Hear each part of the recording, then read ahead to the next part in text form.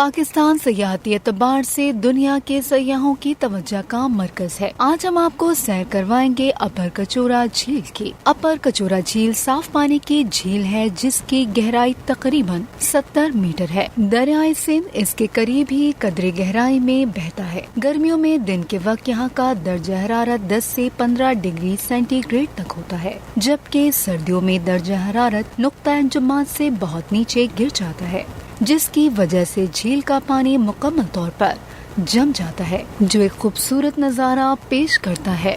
اپر کچورا جھیل کی طرح لوئر کچورا جھیل بھی خوبصورتی کا شاہکار ہے۔